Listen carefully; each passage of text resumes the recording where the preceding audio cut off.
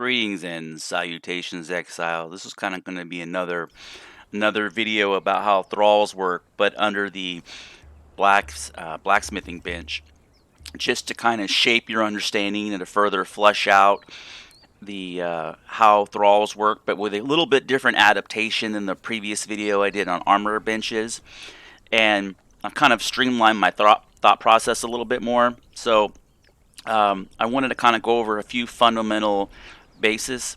So in this video, I have a armorer's bench. I'm sorry, a blacksmithing bench, and I haven't had my coffee yet. So blacksmithing bench, and I have 4 Sumerian blacksmiths in this inventory here inside the bench. I have a 1, a tier 2, a tier 3, and a tier 4. All tier 4 crafters and thralls have names. So these are the forgotten Sumerians up there by the mounds of the dead. So when I put the let's do this. I'm gonna just craft a so all the stuff that has colored is part of expansion kit. So that doesn't really apply. And so I got to see what I can craft. I think the problem is I got to go to feats because I got into admin panel and I summoned a lot of this stuff just for the purpose of doing the video. So let's just do let me see, I gotta do, what am I missing? I did this last time, not realizing I gotta do some of these are locked behind things. There we go. So this will work. Just to unlock some of this stuff, because a lot of these tools and items are locked behind like steel, hardened steel, etc. So for you to get into some of these weapons, like there's the hardened steel, and you'll see star metal should populate down here now. There's hardened steel. There's a spear, right? Okay, so back to my blacksmithing table. So if I want to craft, let's type in spear.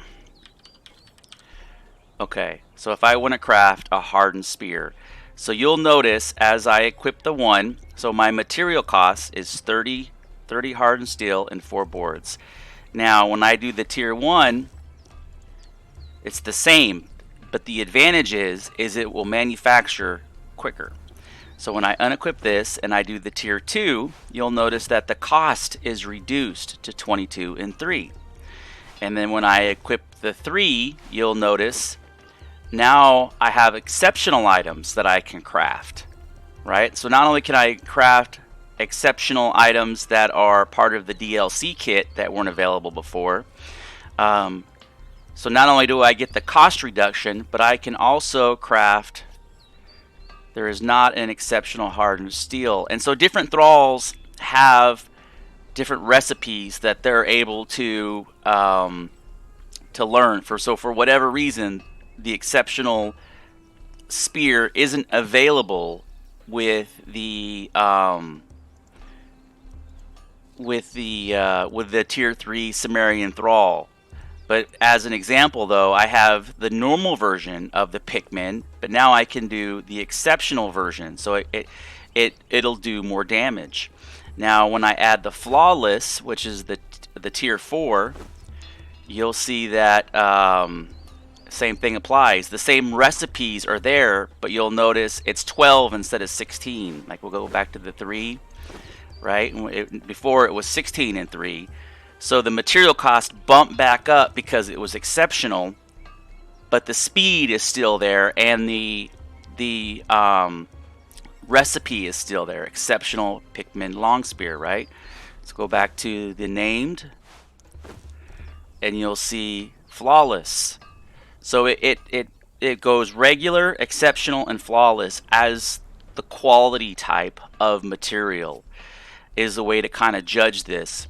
And you bump up in production speed as you bump up in thrall type, and then you also decrease in material cost as you bump up in thrall tier. So I hope that helps you kind of shape your understanding of the importance of high high tier thralls. And so, and even like your Wheel of Pain thralls, your slaver thralls, those also, what those do is they kind of work in the manner of they reduce the time it takes to break a thrall in the Wheel of Pain. They don't decrease the amount of so they also increase the food that it takes to break a thrall. So they increase. You put one stack of meat on there, that food will last 2 hours longer, plus significantly reduce the time that thrall needs to be on there. So your consumption of food costs decreases. Anyways,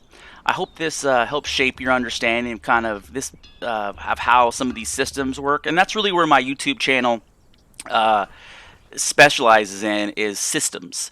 You know, how to understand some of these systems and base mechanics of some of the stuff in the game. You know, I don't traditionally do a lot of showcases or where to get stuff in dungeons. I do a little bit of it, but for the most part, that's not where I get into the mechanics because you know I have kind of a mechanical mind, and so I'm able to really pick apart systems and through 1,000 hours of playtime, I've come to realize some things are broken, and that's where I come up with my wish list series. And